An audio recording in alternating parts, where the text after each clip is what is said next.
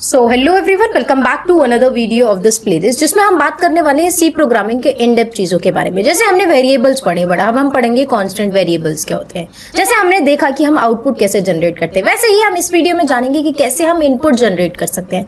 तो चलिए स्क्रीन के ऊपर चलते हैं without wasting any time and in concepts को ईजी वे में समझने की कोशिश करते हैं। सबसे पहली चीज जो हमें समझनी है वो है कांस्टेंट वेरिएबल के बारे में। कांस्टेंट वेरिएबल क्या होते हैं, इनकी क्या जरूरत होती है। नॉर्मल वेरिएबल भी तो हम लोग डिक्लेयर कर ही रहे हैं। कांस्टेंट वेरिएबल का मतलब ये होता है कि वो वेरिएबल जिनकी वैल्यू चेंज नहीं हो सकती। कुछ ऐसे कंटेनर्स भी होने चाहिए जिनके ऊपर किसी का एक्सेस ना हो, कुछ ऐसे कंटेनर्स होने चाहिए जिनकी वैल्यूज कभी भी चेंज ना हो सके। इसीलिए कांस्टेंट वेरिएबल्स को डिक्लेयर किया गया था, कांस्टेंट वेरिएबल को डेवलप किया गया था। अब कांस्टेंट वेरिएबल को डेवलप करने के बाद आपको उसको कैसे डिक्लेयर करना है, कोई सा वेरिएबल कैसे कांस्टेंट बन सकता है, जिसके लिए आपको सिंपली कांस्टेंट का शॉर्ट फॉर्म CONST लिखना है किसी भी वेरिएबल के सामने, और वो वैल्यू जो हो जाएगी, वो वेरिएबल जो हो जाएगा बेसिकली वो एक कांस्टेंट वेरिएबल हो जाएगा जिसकी वैल्यू इन फ्यूचर कभी भी चेंज नहीं हो सकती। अब यूज केस की अगर हम बात करें तो कांस्टेंट बहुत ही ज्यादा यूजफुल होता है। सबसे पहली चीज तो ये आपके डेटा को प्रोटेक्ट करके रखता है। चाहे आप कितनी भी कोशिश कर लें, आप इसको मॉडिफाई नहीं कर सकते। तो ये डेटा प्रोटेक्शन में आपकी काफी ज्यादा है। दूसरे पॉइंट की अगर हम बात करें तो ये हमारे कोड को और ज्यादा रीडेबल बना देता है, क्योंकि कुछ वेरिएबल्स ऑलरेडी हमने कांस्टेंट कैटेगरी में डाल दिए, जिसकी वजह से उनको तो इन फ्यूचर कभी भी मॉडिफाई नहीं किया जाएगा, तो डीबग करने की भी जरूरत नहीं है। एक बार जो डिक्लेयर किया कर दिया। तीसरी चीज, हम कंपाइलर को ऑप्टिमाइज कर रहे हैं ताकि कंपाइलर भी हमारे कोड के अकॉर्डिंग जो है ऑप्टिमाइज हो सके। तो कांस्टेंट के काफी अच्छे जो होते हैं वो यूसेज होते हैं। अब दूसरा कॉन्सेप्ट जो मैंने आज आपको बताया कि हम बात करेंगे इनपुट कैसे लें। इनपुट लेने के लिए हम यूज करते हैं scanf का। जैसे हमें printf यूज करना होता है प्रिंट देने के लिए, मतलब कि कोई चीज डिस्प्ले करने के लिए, वैसे ही scanf का यूज होता है। scanf का काम होता है कि वो आपको इनपुट लेने में मदद करे। इसी के मदद से ही आप कोई भी टाइप का इनपुट ले सकते हो, चाहे वो इंटीजर इनपुट हो, चाहे वो कोई और इनपुट। तो चलिए पहले कांस्टेंट को इम्प्लीमेंट करके देखते हैं, जो हमारी फाइल थी सी प्रोग्राम की उसके अंदर। तो ये हमारा एंटायर जो हमने लास्ट क्लास में लिखा था वो था। अब सिंपली हमें क्या करना है, अब मेरे को बनानी न्यू फाइल। तो सिंपल हम अपने फाइल एक्सप्लोरर पे चले जाएंगे, उसके बाद एक न्यू फाइल जनरेट करेंगे। न्यू फाइल का नाम दे देंगे var.c,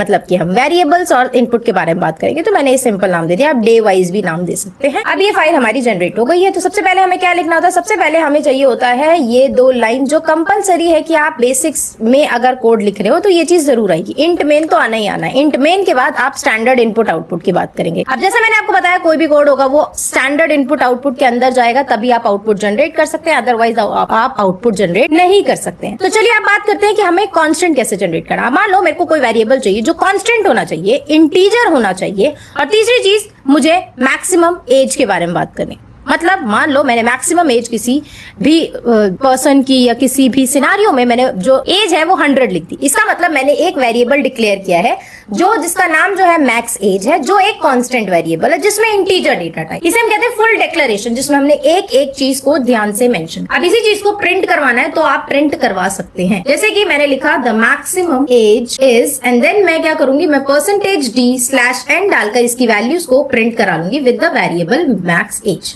अब इस लाइन को हम टर्मिनेट कर देंगे। अब जैसे ही मैंने मैक्स एज को प्रिंट कराया ये प्रिंट हो जाएगा। अब मैं सिंपली इसको क्लोज कर देती हूँ एंड देन इसको बिल्ड कर लेते हैं Ctrl+Shift+V से। जैसे ये बिल्ड हो जाएगी उसके बाद हम यहाँ पे चेक कर लेंगे, हमारे पास जो है इसकी फाइल ऑलरेडी आ गई है, एंड देन हमें इसको यहाँ से रन करना है। ओके, हमें printf लिखना है इसमें, राइट।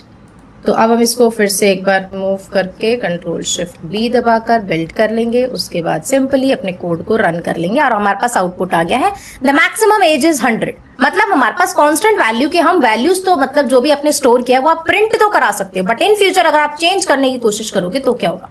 अब मान लो आपने यहाँ पर एक स्टेटमेंट लिखा कि मैक्स एज जो है now I want it to be 120।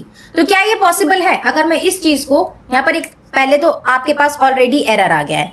अब इस एरर पे अगर आप अपना माउस लेकर जाएंगे तो वो आपको दिखाएगा कि क्या एरर है। Expression must be a modifiable value, वो एक मॉडिफाइएबल वैल्यू होनी चाहिए। कांस्टेंट एक मॉडिफाइएबल वैल्यू नहीं है, तो आप इसको चेंज नहीं कर सकते हैं। तो जिस वैल्यू को आप चेंज नहीं कर सकते तो वो पहले ही आपको स्क्रीन पर एरर दे रहा है। अगर आप फिर भी इसको बिल्ड करते हैं एंड देन आप इसके कोड को रन करते हैं तो आपके पास कुछ एरर आएगा। Assignment of read only variable, आपने रीड ओनली वेरिएबल को मॉडिफाई करने की कोशिश करी है जिसकी वजह से ये एरर आपके पास आ रहा है। इसको हम कहते हैं कांस्टेंट वेरिएबल्स, और कांस्टेंट वेरिएबल्स इंपॉर्टेंट होते हैं। जब भी हम इसके मेन यूज केस को अगर हम देखेंगे तो ये हमारी काफी ज्यादा हेल्प करते हैं प्रैक्टिकल यूज केस में। लाइक हम ऑपरेटिंग सिस्टम्स क्रिएट करते हैं, हम लिनक्स वगैरह सी प्रोग्रामिंग से क्रिएट करते हैं, तो उसमें काफी ज्यादा हेल्प होती है कांस्टेंट वेरिएबल के बारे में।